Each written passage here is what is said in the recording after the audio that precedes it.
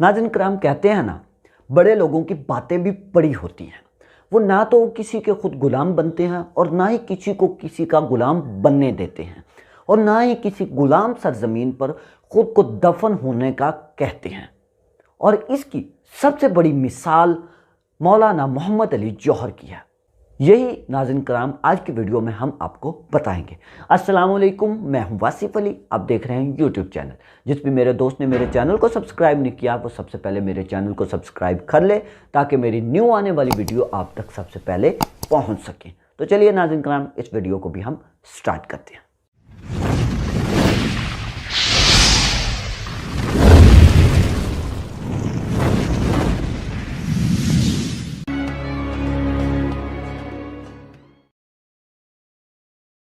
नाज़रीन कराम, ये तो आप सभी जानते हैं कि मौलाना मोहम्मद अली जौहर हिंदुस्तानी मुसलमानों के अजीम रहनुमा थे। जद्दोजहद आज़ादी में सरगर्मी हिस्सा लेने की वजह से इनकी ज़िंदगी का ज़्यादा हिस्सा कैदो बंद में बसर हुआ था। आज से ठीक 91 साल पहले 4 जनवरी 1931 को हिंदुस्तान की अजीम आज़ादी पसंद मुजाहिद आज़म मोहम्मद अली जौहर इस दुनिया को हमेशा के लिए छोड़कर चले गए थे। नाज़रीन कराम, मौलाना मोहम्मद अली जौहर 1930 में हिंदुस्तान की आज़ादी के लिए बीमारी की हालत में गोल मेज़ कॉन्फ्रेंस में शिरकत के लिए लंदन पहुंचे थे।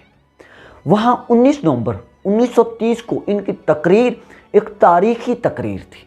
इन्होंने कहा था कि आज जिस मकसद के लिए मैं यहाँ आया हूँ वो यही है कि मैं अगर अपने मुल्क में वापस जाऊं तो मेरे हाथ में हिंदुस्तान की आज़ादी का परवाना हो। मैं गुलाम मुल्क को वापस नहीं जाऊंगा और अपने मरने के लिए, दफन होने के लिए भी मैं उस मुल्क को तरजीह दूंगा जो गुलाम ना हो। लिहाजा अगर आप मुझे हिंदुस्तान की आज़ादी नहीं देते हैं तो आपको मुझे दफन होने के लिए यहाँ पर एक कब्र की जगह देनी होगी।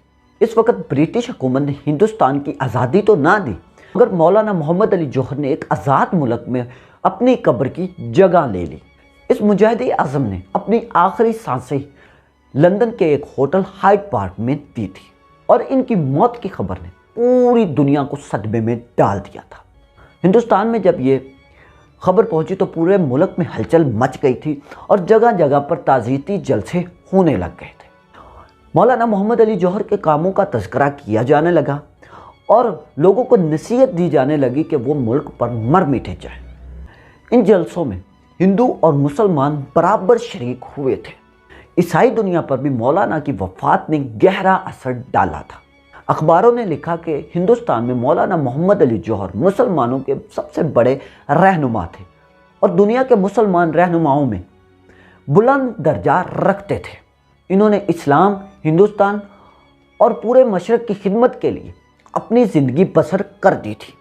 मौलाना मोहम्मद अली जौहर की नमाज जनाजा का वक़्त 5 जनवरी 1931 शाम 6 बजे पीटगन टूल हॉल में तय किया गया। ख़ास तौर पर अफ़गान सफ़ीर गफ़ीफ़ी पाशा, मिस्री सफ़ीर नूरी असफंदियार और ईरान के सफ़ीर शेख हाफ़िज़ के अलावा गोल मेज़ के तमाम मेंबरों ने नमाज जनाजा में शिरकत की थी। हाल के बाद अंग्रेज़ों का बहुत ज़्यादा हजूम था और हाल के अंदर भी अंग्रेज़ों के अजीम रहनुमा मौजूद थे।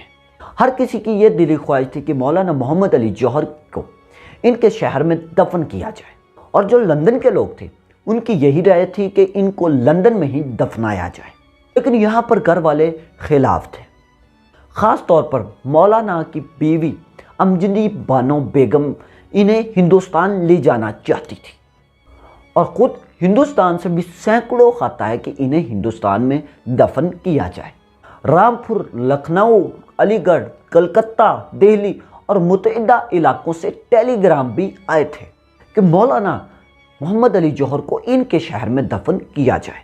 इन तमाम दावतनामों में से एक दावतनामा फ़लस्तीन के मुफ्ती अजीम अमीर अल हुसैनी का भी था, जिन्होंने मोहम्मद अली जौहर को यरूशलेम के बैतुल मुक़द्दस में दफन किए जाने की दरख्वास्त पेश की थी। बताया जाता है कि उनका इस तरह करने का मकसद ये था कि हिंदुस्तान के मुसलमानों को मजहबी तौर पर फ़लस्तीन के साथ मुंसलिक किया जा सके। جس طرح کہ ہندوستان کے مسلمان مکہ اور مدینہ سے محبت کرتے ہیں، اسی طرح ہی وہ بیت المقدس سے بھی محبت کریں۔ بیت المقدس جو قبلہ اول اور پیغمبر محمد صلی اللہ علیہ وسلم کے سفر معراج کی منزل اول ہونے کے علاوہ برگزیدہ انبیاء و مرسلین اور بے شمار اولیاء مقبولین کی قبروں کا مسکن بھی ہے۔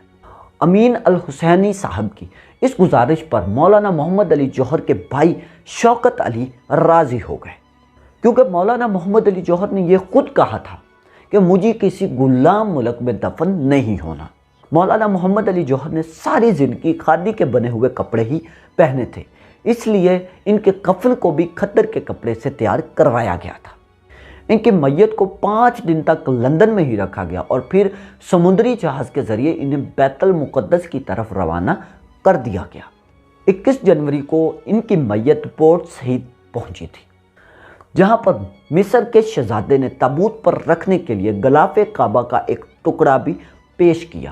یہاں پر نماز جنازہ مسجد عباس میں پھر سے ادا کی گئی اور مصری پولیس نے جنازے کو سلامی بھی پیش کی تھی۔